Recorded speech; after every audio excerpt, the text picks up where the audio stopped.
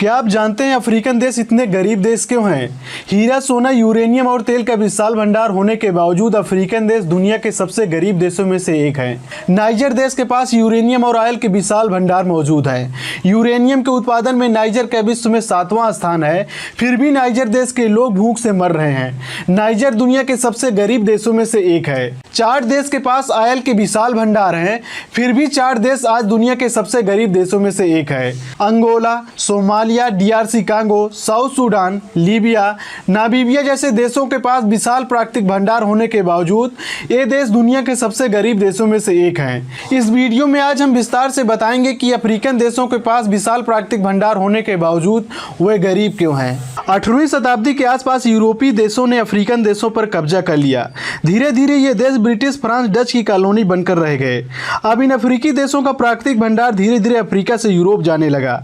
इन यूरोपीय देशों ने मनमाने तरीके से इन अफ्रीकी देशों के प्राकृतिक भंडार को लूटा। इस तरह फ्रांस ने Benin, Burkina Faso, Cameroon, Central African Republic, Chad, Congo Republic, Djibouti, Guinea, Ivory Coast, Mali, Senegal और टोगो जैसे अफ्रीकन देशों को अपना गुलाम बनाया और इन देशों के प्राकृतिक संसाधनों को मनमाने तरीके से लूटकर फ्रांस ले गए। फ्रांस ने करीब 20 अफ्रीकन देशों को गुलाम बनाया। धीरे धीरे अफ्रीकी देश कंगाल होते गए, भूख और बीमारी से मरते गए। अब आपके मन में एक सवाल होगा, 19वीं ईस्वी सदी में तो भारत भी गुलाम था, लेकिन भारत तो कंगाल नहीं हुआ, तो ये अफ्रीकी देश कैसे कंगाल हो गए? जब भारत आजाद हुआ तो पूरी तरह आजाद होकर एक संप्रभु राष्ट्र बन गया था।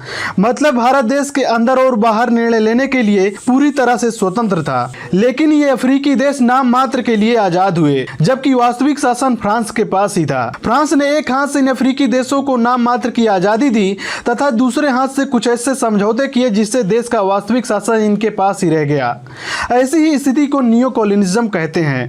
इस समझौते के अनुसार इन अफ्रीकी देशों का 85% धन फ्रांस की सेंट्रल बैंक में जमा होगा, जिसकी देखरेख फ्रांस के वित्त मंत्री करेंगे। फ्रांस इन पैसों को फ्रांस के स्टॉक मार्केट में लगाता है, जिससे उसकी इकोनॉमी मजबूत होती है। इन अफ्रीकी देशों के minerals, power supply, water supply, mining, airport, हर जगह फ्रांस की कंपनियों का दबदबा है। इस समझौते के अनुसार इन देशों को मिलिट्री ट्रेनिंग फ्रांस की सेना से ही लेना पड़ेगा। ये देश सैन्य हथियार केवल फ्रांस से ही खरीद सकते हैं। इस एक्ट के अनुसार जब फ्रांस चाहेगा, बिना इन देशों की इजाजत के इन पर आक्रमण कर सकता है। पिछले कई सालों में इन अफ्रीकी देशों में करीब 80 तख्तापलट की घटनाएं हो चुकी हैं। करीब 20 तख्तापलट की घटनाएं उन देशों में हुई हैं जहां पर नियो कॉलोनिज्म है। दुनिया का सबसे बड़ा झूठ यह है कि अमेरिका और फ्रांस जैसे देश लोकतंत्र को स्थापित करने के लिए तथा आतंकवाद को खत्म करने की लड़ाई लड़ रहे हैं, लेकिन वास्तव में ये देश लोकतंत्र और आतंकवाद के नाम पर अफ्रीकी देशों के धन को लूट रहे हैं।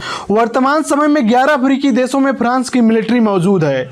Burkina Faso, Cameroon, Chad, Djibouti, Ivory Coast, माली, नाइजर, सेनेगल और टोगो जैसे देशों में फ्रांस की मिलिट्री मौजूद है और करीब 15 अफ्रीकी देशों में अमेरिका की मिलिट्री मौजूद है। Burkina Faso, Cameroon, Chad, Djibouti, Ethiopia, Kenya, Mali, Niger, Nigeria, Somalia, Sudan, Tunisia, Uganda जैसे देशों में अमेरिका की आर्मी मौजूद है। अमेरिका और यूरोपीय देशों ने अफ्रीका को मिठाई की तरह बांट लिया है कि कुछ अफ्रीकी देशों को तुम लूटो, कुछ अफ्रीकी देशों को हम लूटते हैं और कुछ अफ्रीकी देशों को दोनों मिलकर लूटते हैं। ये बात सही है कि अफ्रीका के सेहेल रीजन में बोको हराम, इस्लामिक स्टेट्स और अलकायदा जैसे कई आतंकवादी संगठन उपस्थित हैं, जिसे समाप्त करने के लिए अमेरिका और फ्रांस की सेनाएं इन देशों में उपस्थित हैं। और ये भी सही है कि आतंकवाद को खत्म करने के नाम पर फ्रांस, अमेरिका और अन्य यूरोपीय देश अफ्रीकी देशों के धन और प्राकृतिक संसाधनों को मनमाने तरीके से लूट रहे हैं। नाइजर देश के यूरेनियम और ऑयल को फ्रांस लूट रहा है। चाड, अंगोला और सोमालिया देशों के ऑयल संसाधन को अमेरिका लूट रहा है। फ्रांस, अमेरिका और अन्य यूरोपीय देशों के नियो कॉलोनिज्म ने अफ्रीकी देशों को इतना लूटा कि ये देश दुनिया के सबसे गरीब देश बनकर रह गए।